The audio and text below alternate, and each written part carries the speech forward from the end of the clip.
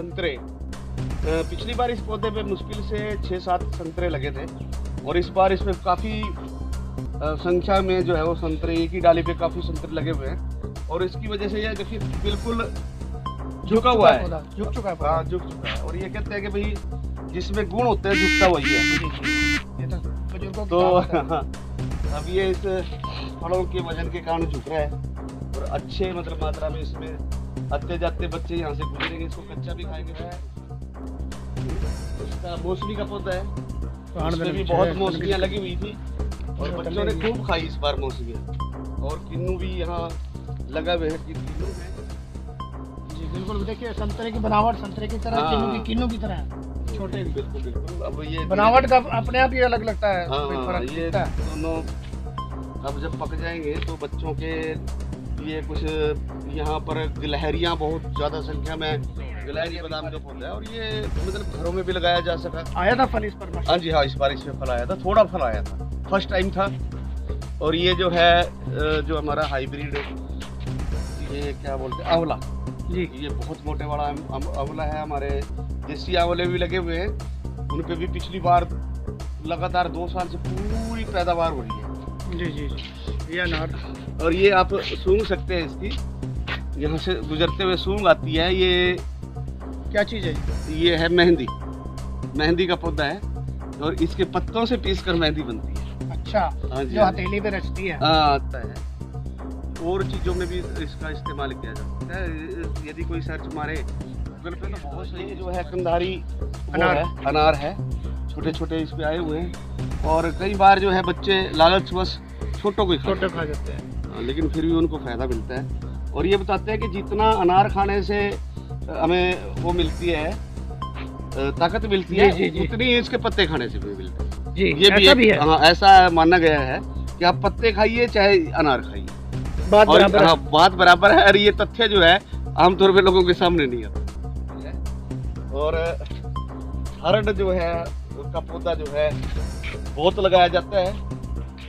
और हरड़, बेहड़ा और आंवला, त्रिफला चूरन बन गया। हाँ, ये त्रिफला चूरन, ये हरड़ है। ये हरड़ का पौधा। हाँ, ये भी हरड़ है, उधर भी हरड़ खड़ी है और 8-10 पौधे। हरड़, आंवला, बेहड़, हाँ जी हाँ जी, ये त्रिफला, बहुत तीन फलों का चूरन। हाँ, 3 फलों का चूरन है ये। हम सोचते थे और पता नहीं कैसा होता होगा, हाँ जी, हाँ जी। लेकिन ये आज भी बच्चे पूछते हैं, बच्चों के अंदर एक्साइटमेंट है हाँ, कि हींग कैसे होती है। अभी हींग कैसे होती है, ये हींग का पौधा है। इसके यहाँ जो है इसके गोंद इसमें आएगा जी। और उस गोंद को जो है वो हींग के रूप में इस्तेमाल किया जाता है। अच्छा जी, और इसमें अभी भी हल्की सी स्मेल जो है आप इससे ले सकते हैं, जो उसकी स्मेल जो है आपको हींग की। हाँ। और ये सेब है, छोटे छोटे बच्चों को देखने को नहीं मिलते हैं। और जब इसमें सेब की भी अब बागवानी शुरू हो चुकी है। हाँ जी हाँ जी हाँ, ये पीला बांसा है। हाँ जी हाँ। और सर एक पौधा है, ये बहुत ही खुशबू देता है, चंपा का। ये जो पौधा है ये स्पेशल चंपा है। इसके ऊपर जो फ्लावर है, जब यहाँ से आदमी गुजरता है तो वो रुकने के लिए मजबूर हो जाता है इस पौधे के पास, क्योंकि इस पे जो फ्लावर आते हैं वो बहुत ही खुशबू फैलाते हैं। जैस्मिन से भी बढ़िया इसकी खुशबू, चंपा कली। हाँ, ये चंपा है। और एक चंपा ये भी है, अच्छा, लेकिन उसकी उतनी खुशबू नहीं है जितनी खुशबू इसकी। तो ये हमारे सारे जो पौधे हैं इसी तरह से 5 प्रकार की चंपा है। हाँ, रेड चंपा भी है, ये वाइट है, इसमें वाइट फूल आता है, बड़ा फूल आता है, बहुत खुशबूदार फूल होता है।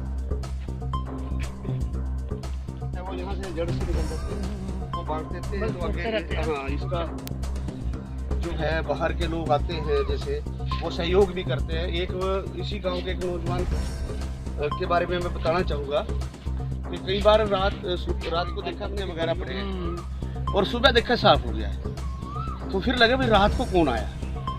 तो एक दिन मैं जब जल्दी स्कूल में आया तो मैंने देखा गांव का एक नौजवान झाड़ू लेके साफ कर रहा है। तो मैंने उससे पूछा, मैं कहा भाई आप?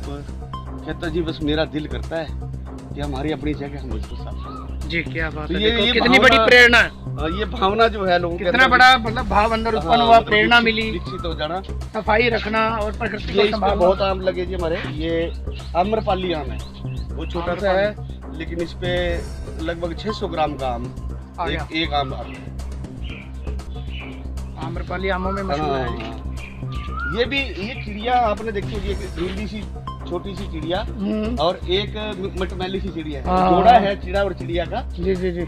इसको वो इस पे आते हैं और इसके अंदर से आप ये देखिए, इसमें ये सुराख है एक छोटा सा, इस सुराख के अंदर चोंच डाल के इसमें से वो शहद चूसती और रस लेती है, इसका रस लेती है, मकरंद इसका प्राप्त करती है। और एक ये और एक कैलेंडरा का पौधा इसके फूलों के ऊपर भी होता है, रसपान करती है। हाँ, रसपान करती है। और यहाँ ये बड़ी संख्या में लगे हुए हैं और इसी कारण उनके यहाँ घोंसले भी बहुत है।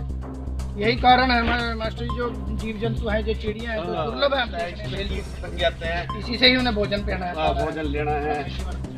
ये एक बहुत बड़ी चेन है और ये जब आपस में जुड़ती है, वाकई प्रशंसनीय है मास्टर जी, प्रशंसनीय है आपका जो ये जज्बा है, कार्य है जो आपने किया है। जो प्रकृति है, कितना हरियाली आंखों को सुकून देती लग रहा है मास्टर जी, अंदर आने के बाद मन नहीं कर रहा कि यहाँ से जाया जाए। है। हरियाली जो है नेचुरली अपने आप में उसके अंदर बहुत बड़ा आकर्षण है, बहुत ही बड़ा आकर्षण। और देखो सर मास्टर जी, सबसे बड़ी बात है, प्रेरणा की बात यह है कि ये चीजें निजी स्कूल के अंदर भी इतनी नहीं मिलती और ये सरकारी स्कूल होने के बाद यहाँ पर है। ये चीज तो बहुत भेजना, शिक्षकों को भी प्रेरणा लेनी चाहिए आपसे, और जो लोग हैं आम जन है उन्हें प्रकृति के लिए, प्रकृति को संजोने के लिए आपसे प्रेरणा लेनी चाहिए। आदर्श है ये स्कूल।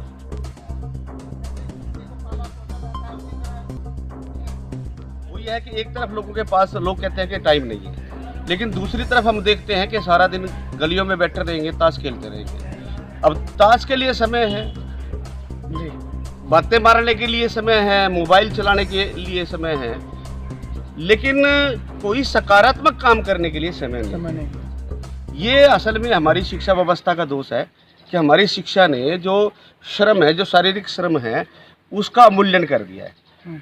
उसको उसके प्रति जो है वो श्रद्धा पैदा नहीं की है। अभी एक आदमी यदि शारीरिक श्रम कर रहा है तो शिक्षा लेनी चाहिए, तो हमें उससे शिक्षा लेनी चाहिए। हम ये मानते हैं कि जो शारीरिक श्रम कर रहा है ये सबसे छोटा काम कर रहा है, जबकि वो सबसे बड़ा काम कर रहा है। और यदि हम काम में लगे रहेंगे तो निसंदेह, चाहे वो खेलने का काम है, चाहे वो गार्डनिंग का काम है, चाहे वो खेत में का काम है, यदि हम काम में अपने आप को व्यस्त रखेंगे, जो छोटे मोटे विकार हैं वो हमारे पास भी नहीं आएंगे। नशा है, जैसे अब बच्चे छोटे छोटे समय का इस्तेमाल कर रहे हैं, दिमाग में खालीपन है, युवाओं के अंदर जो है निराशा भी है, तो ऐसे में उससे बचने के लिए हम अपने समुदाय के साथ तालमेल बढ़ाएं। अपनी संस्थाएं हैं, ग्राम पंचायत है, और कहीं CHC है, कहीं PHC है, और बहुत सी छोटी छोटी संस्थाएं गांव में काम करती है, सरकारी संस्थाएं भी, उनके साथ सहयोग करके हम तालमेल बना के अपने देश को मजबूत बनाने के लिए आगे बढ़ें। असल में इसकी मूल वजह यह है कि शिक्षक भी जो है वो इसी समाज से पैदा हो रहा है और इसी शिक्षा व्यवस्था की देन है शिक्षक। तो वो जो सारे प्रभाव हैं वो लेके शिक्षा के काम में, मतलब शिक्षक नियुक्त होता है। शिक्षक नियुक्त होने से पहले उसकी जो समझ बन जाती है रोजगार को लेके, वो बहुत मायने रखती है। जी। उसकी समझ क्या है जी, वो किस लिए शिक्षण का काम चुनना चाहता है। लेकिन आमतौर पे यही माना जाता है कि भी नौकरी है ये भी, जबकि शिक्षा का काम जो है वो नौकरी का काम नहीं है। पीछे समाज को उज्जवल भविष्य भी कहा था, हालांकि उसको लेके हमारे कर्मचारी संगठनों ने ये भी कहा था कि भाई नहीं, सुप्रीम कोर्ट ने कहा था शिक्षक कर्मचारी नहीं है, उनका संदर्भ अलग था। मतलब शिक्षक को कर्मचारी की दृष्टि से नहीं देखा जा सकता, शिक्षक है।